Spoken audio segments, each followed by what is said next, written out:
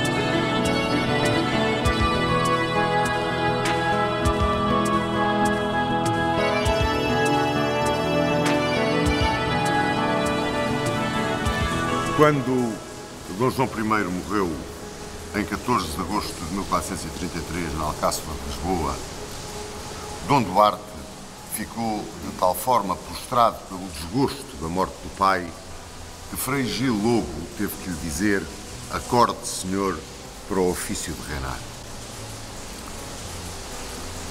Dom Duarte tinha 42 anos quando subiu ao trono. E o Portugal que encontrou era um Portugal saído da Guerra da Independência, pobre, com o tesouro muito debilitado por todas as concessões feitas por Dom João I aos seus companheiros da guerra,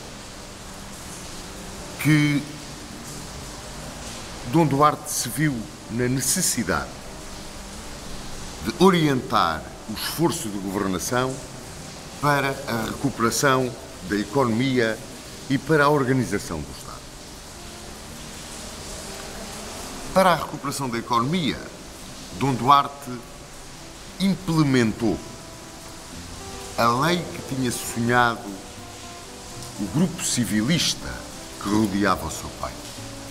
Lei que se chamou a Lei Mental, precisamente porque tinha sido pensada, mas não tinha sido escrita no tempo de Dom João I. Esta lei mental focava especialmente as heranças das doações dos bens da coroa, por forma a que só pudessem ser feitas na pessoa do varão primogênito do dono do bem recebido. Ou seja, só o filho mais velho tinha direito a receber indivisa toda a herança. Esta lei mental durou em Portugal até praticamente depois da Guerra Civil de 1832-1834. Dentro da sua preocupação de legislador, também Dom Duarte mandou fazer uma coletânea de toda a legislação que existia até então no Reino. Encarregou João Mendes e Rui Fernandes de fazerem essa coletânea. E é a coletânea que está na base depois das ordenações afonsinas. Ainda dentro do aspecto da legislação, Dom Duarte prestou grande atenção ao problema da legislação militar e mandou fazer o chamado Regimento dos Codéis. Este Regimento dos Codéis definia para todos os súbditos e todas as províncias os deveres militares de cada um. Chamaram a Dom Duarte o Eloquente. E chamaram-lhe o Eloquente porque ele deixou obra escrita. Foi um homem muito vocacionado para a cultura. Aliás, era um brilhante homem de gabinete.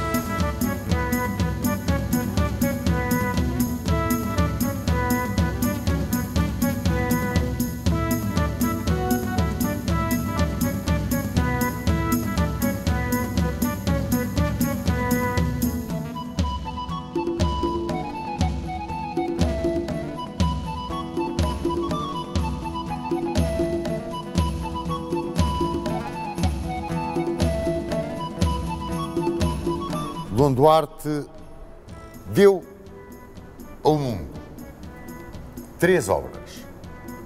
Uma foi constituída por um conjunto de apontamentos, quase um diário. É uma metodologia de trabalho da sua experiência pessoal, o Leal Conselheiro. Outro foi o Padre Nosso Glossado. E um terceiro, o livro da ensinança de bem cavalgar toda a sela, é a primeira obra de equitação que se escreve no mundo. E antecede, em muito tempo, uma que os franceses consideram como sendo a primeira. O livro de Salomon de Labrue, onde são codificados todos os princípios do mestre Pluvinel, que foi o mestre de equitação de Luís XIII de França. Vejam quantos anos vão, mais de 100, entre os dois livros. Se foi assim no aspecto cultural, não foi bem assim no aspecto político o brilhantismo de Dom Duarte como rei de Portugal. Tudo se prendeu com a epopeia dos descobrimentos e a conquista do Norte da África. Esse foi o seu calvário. E foi o seu calvário por várias razões. Primeiro, porque o infante Dom Henrique, tenaz, voluntarioso, obstinado, estava firmemente decidido, desde 1436, a lançar-se numa aventura de conquista no Norte da África, na sequência da tomada de Ceuta. Não lhe chegava, em 1434, ter visto a caravela de Gilianos e de Afonso de Baldaia dobrar o Cabo Bojador. Uma conquista imensa na história dos descobrimentos. Esse cabo que era a barreira entre as águas navegáveis e as águas de fogo, os monstros marinhos, os segredos, os mistérios, os pavores. Dom Henrique venceu esses segredos, esses mistérios e esses pavores com a coragem dos seus marinheiros. E quis conquistar um império no Norte da África para ser uma base de partida sólida para a expansão. Neste sonho de Dom Henrique, acompanhava-o o infante Dom Fernando, mestre de avis e que um dia viria a ser o infante santo. E isto porque os seus irmãos eram todos ilustres cavaleiros. Não nos podemos esquecer de como falámos no reinado de Dom João I, foram armados cavaleiros em Ceuta. E ele não, porque era muito pequenino na altura de Ceuta. E então queria ganhar as suas esporas no campo de batalha. E apoiava o tio na sua obstinada ambição de conquistar um império no Norte de África. Também a rainha Dona Leonor de Aragão apoiava o sonho do infante Dom Henrique. E apoiava o sonho do infante Dom Henrique porque, desde o início do reinado de Dom Duarte, começou a reinar tarde, ele começou a reinar, tinha 42 anos, que o infante Dom Henrique mostrou uma certa predileção pelo infante Dom Fernando, filho segundo de Dom Duarte, e sempre dizia que um dia, tudo quanto ele tinha infante Dom Henrique, havia de ser daquele infante Dom Fernando. E, portanto, a rainha achava que convinha em tudo apoiar o infante Dom Henrique, mas não só por isto. Leonor de Aragão, filha do rei de Aragão, era a representante em Portugal da família e da casa que combatiam a casa de Urgel, pela posse do condado de Urgel. Acontece que a filha de Jaime II de Urgel, Isabel de Urgel, era a mulher do Duque de Coimbra, o infante Dom Pedro, o filho segundogénito de Dom João I. E o infante Dom Pedro era precisamente o chefe do grupo que se opunha a essa aventura no Norte da África. Dom Pedro era um homem de uma cultura vastíssima, viajadíssimo. Foi ele que trouxe da sua viagem pelo mundo de então e ofereceu ao infante Dom Henrique o livro de Marco Polo. Chamavam-lhe o infante das 7 partidas. Era um brilhantíssimo cavaleiro, um extraordinário patriota, um homem de uma inteligência superior. E aquilo que ele dizia era que lançarmos-nos numa aventura no Norte da África, na situação em que o país se encontrava economicamente debilitado, populacionalmente debilitado, sem meios, sem fundos, quando aquilo que o país devia fazer era regressar à velha tradição dos monarcas afonsinos, uma tradição rural, de encher as arcas com o trabalho do povo, todos juntos. E, aliás, retratava aí a vontade das grandes massas populares e da grande nobreza terratenente, onde, caso raro, estavam todos juntos, apoiando essa ideia de não ir afundar o país numa aventura africana. Dizia ele, é trocar boa capa por ruim capelo. Mas porque Dom Pedro era apoiado por Isabel de Urgel, a sua mulher, e Dona Leonor de Aragão era a filha do rival mortal do pai de Isabel de Urgel, logo essa antipatia à partida levava a apoiar a causa contrária. Muito embora soubesse que intimamente Dom Duarte concordava muito mais com Dom Pedro do que com Dom Henrique, porque Dom Duarte era um homem de muitíssimo bom senso. Mas, precisamente, a ideia de Dom Henrique de herdar os filhos de Dom Duarte, porque Dom Henrique era solteiro e não tinha filhos, herdá-los, dar-lhes a sua imensa fortuna, levou a que Dom Duarte, muito empurrado por Dona Leonor de Aragão, acabasse por aceder aos pedidos de Dom Henrique. O sonho de Dom Henrique era conquistar Tanger. Esse era o objetivo de Dom Henrique imediato no norte da África.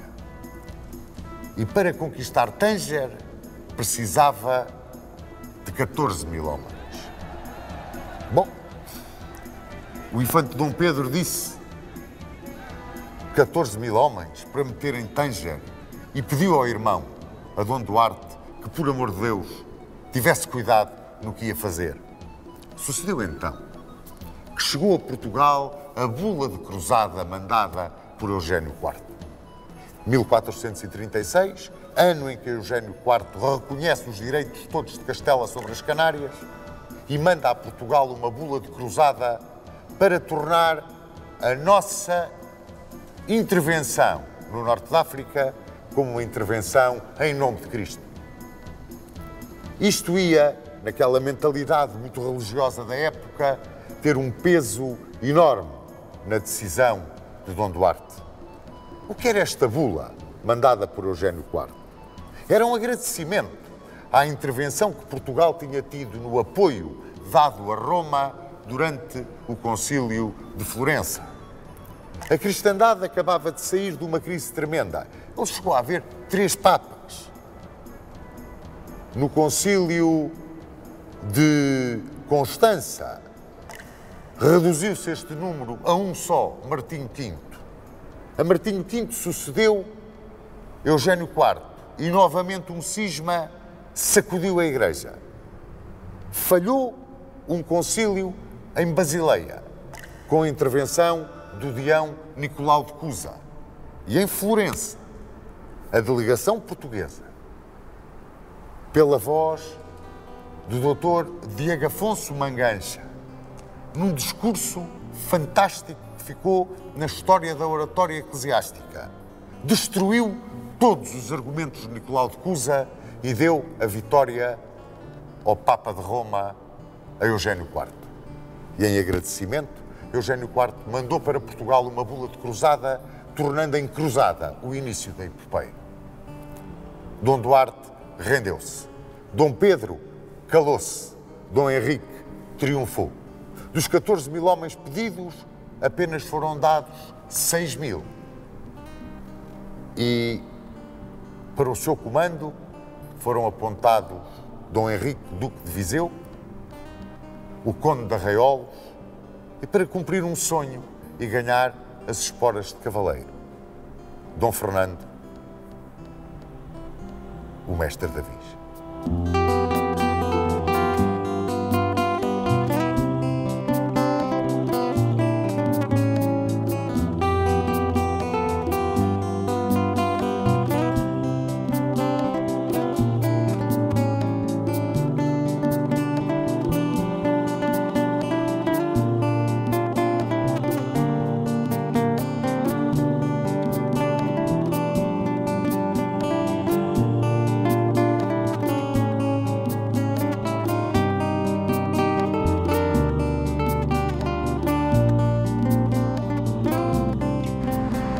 Ficou Dom Duarte profundamente angustiado. Ele sabia que um contingente tão pequeno iria ter grandes dificuldades de levar por diante esta empresa de Tanger. Vieram até Ceuta e aqui desembarcou o infante Dom Henrique com o exército e seguiu o infante Dom Fernando com a esquadra para Tanger. O infante Dom Henrique foi por terra e, em lugar de avançar imediatamente sobre Tanger, que nós sabíamos que estava mal defendida, ele foi terra dentro apanhar Tetuão, que estava quase desocupado.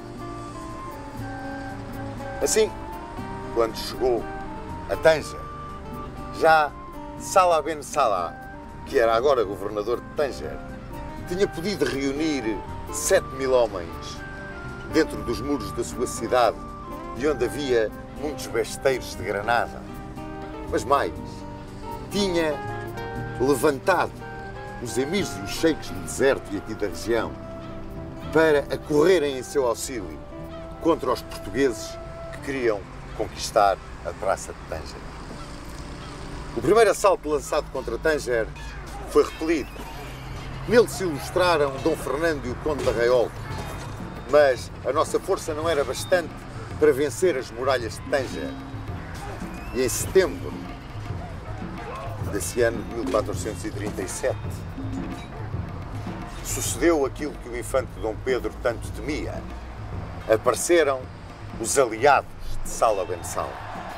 Dizem os cronistas que eram cerca de 90 mil homens, os sheiks dos beis da região que se tinham juntado e vinham socorrer Tanger. E os portugueses tinham iniciado os trabalhos de cerco. De sitiadores passaram a sitiados. E de uma forma tal que a esquadra ao largo pouco ou nada podia fazer para os ajudar. E o tempo foi passando, e o cerco mouro apertando, e a guarnição da praça cada vez se defendia com mais sanha, com mais arreganho. E outro assalto lançado por Dom Fernando é repelido, e começou-se a morrer de fome no campo português. E a situação começou a tornar-se de tal forma insustentável, que quando em 13 de outubro chegaram as condições do inimigo, o infante Dom Henrique teve que as aceitar. E essas condições eram simples. Saída da expedição sem armas nem bagagens. Entrega de Ceuta. 100 anos de tréguas. E ficava de reféns o infante Dom Fernando. Eles davam-nos um filho de Sala Ben Sala também como reféns, como garantia de que se iriam cumprir estes acordos. Revoltou-se o infante Dom Henrique e quis ficar em vez do seu irmão. Não o aceitou o infante Dom Fernando, um homem de um caráter extraordinário, como depois da história o provou. E ficou ele de reféns. O infante Dom Henrique não insistiu. Quem sabe se porque sonhava dentro em breve vir libertar o irmão, ou se considerava imprescindível à continuação da epopeia dos descobrimentos que ele tinha lançado. A verdade é que as forças reembarcaram na esquadra e o reembarque foi tumultuoso, foi uma verdadeira confusão, porque os mouros atacaram, rompendo, afinal de contas, o que estava assente na trégua. Defendeu o desembarque, ou melhor, o reembarque, Dom Álvaro Vaz da Almada. E defendeu-o de forma brilhantíssima. Ilustrava-se mais uma vez o Conde de Avranches. Retirou a esquadra para Portugal. Dom Infante Dom Henrique recolheu-se a Ceuta, a que ficou resmoendo, por assim dizer, a sua raiva, e regressou ao reino. Ficava o infante Dom Fernando, prisioneiro. Em Tanger foi muito maltratado, ele e o seu séquito, insultados, apedrejados e entregues ao rei de Fez, Lazarac, que ainda os tratou de forma mais infame. Mas Dom Henrique chegava a Portugal. Novamente ia à procura dos seus marinheiros, dos seus cosmógrafos, dos seus técnicos, arquitetos da arquitetura naval, e à procura da realização do seu sonho.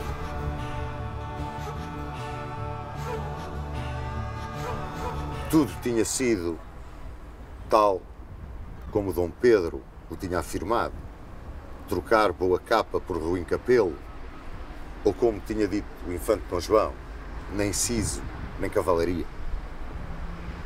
Mas o infante Dom Fernando, esse, tinha ficado entre os mouros. E para o filho mais novo de Dom João I, o que faltava na ínclita geração para ser perfeito, o altar dos cristãos estava aberto para esse jovem sonhador que tinha ambicionado conquistar as esporas de cavaleiro contra os muros de Tanger e ia, afinal de contas, acabar por conquistar a santidade.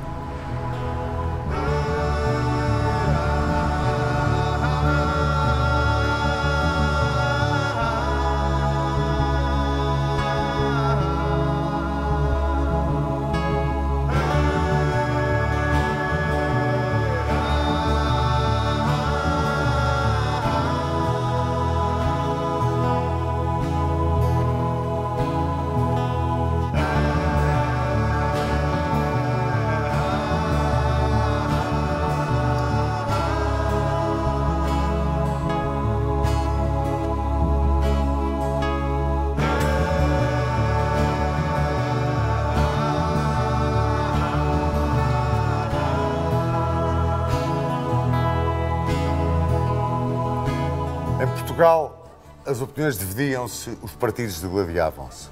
Havia os que queriam a entrega de Ceuta, havia os que queriam pagar o resgate em ouro ou moro.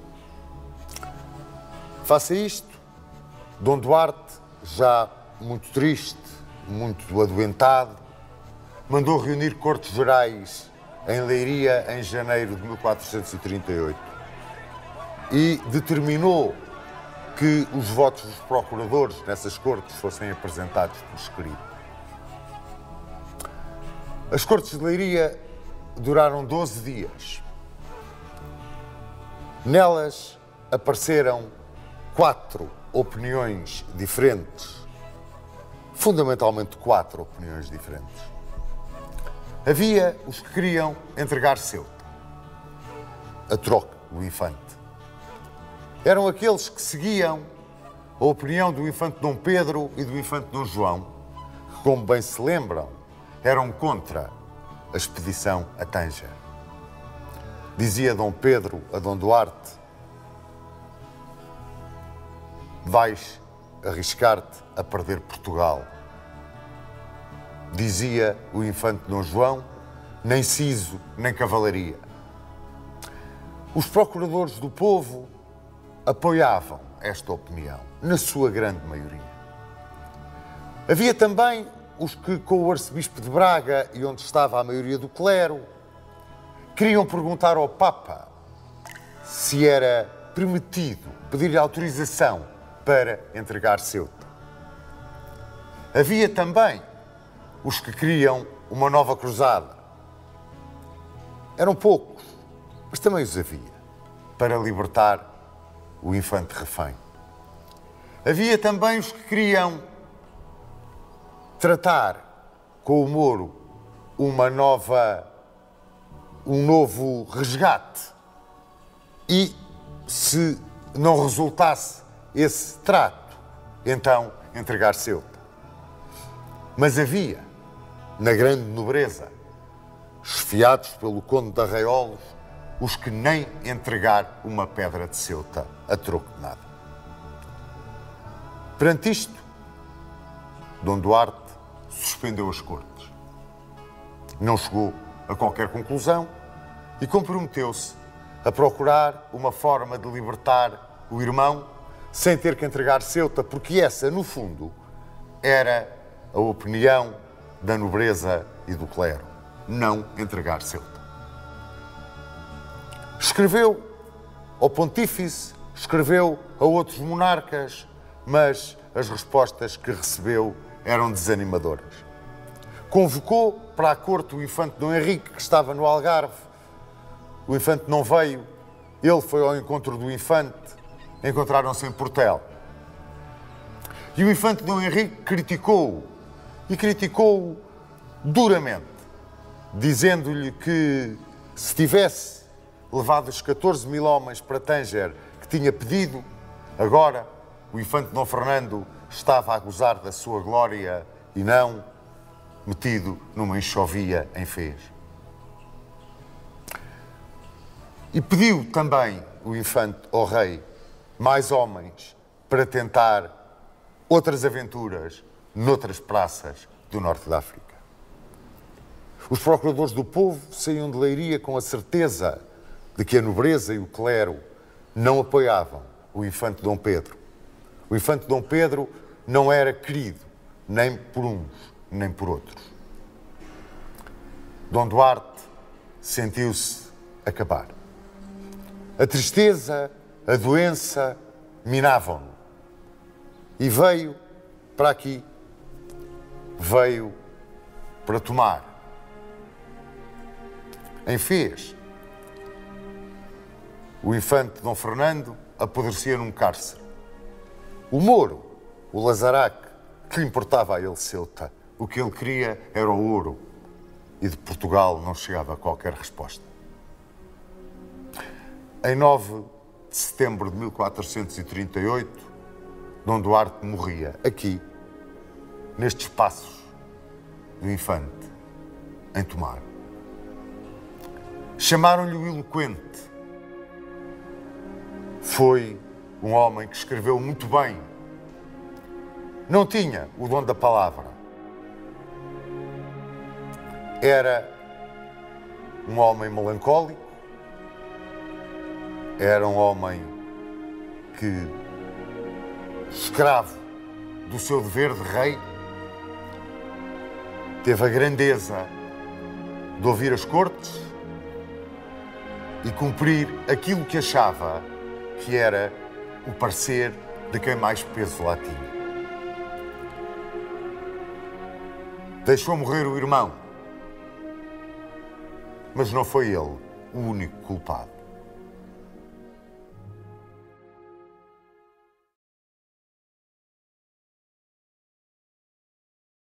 Chegou a vez de falar de Dom Duarte I, o eloquente. É um monarca controverso na nossa história. Eu gostaria muito de ouvir a opinião do Sr. Dom Duarte acerca do reinado do Sr. Dom Duarte I e, se fosse possível, o Sr. Dom Duarte dar-nos a sua opinião sobre a atividade intelectual deste homem, que foi brilhantíssima, foi extraordinária naquele século. Eu teria preferido ficar com o nome de um dos meus antepassados mais bem-sucedidos, mas enfim, na verdade também, realmente, o rei Dom Duarte teve aspectos extraordinariamente interessantes, como a sua obra intelectual, o que ele escreveu, a arte de bem cavalgar toda a sela, enfim, uma espécie de um guia para o que é que deve ser o papel de um rei, o papel do legal conselheiro, e que foi durante muito tempo, e ainda hoje, é considerado um livro muito interessante, do ponto de vista pedagógico. Por outro lado, era um grande amigo de Nuno Álvares, e aparece várias vezes na vida de Nuno Álvares, aparece, de modo que eu devia ter aprendido mais coisas com ele também. Não há dúvida que sofreu muito com a morte do pai e, sobretudo, a desgraça da morte do irmão, que foi preso em Marrocos, quando foi da conquista de Tânger, e que os marroquinos exigiram trocar pela cidade de Ceuta.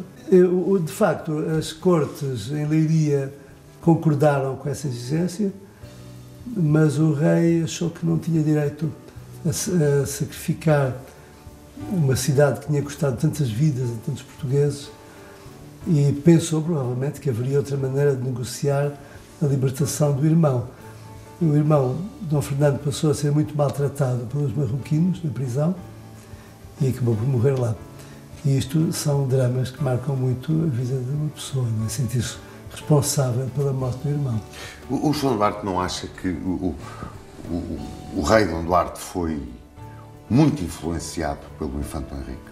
Sim, certamente. E o infante Dom Henrique, de facto, devia ter esta visão de que o Império era para se construir e para ir para a frente, era a missão de Portugal, e não podíamos desistir de entregar cidades ao inimigo.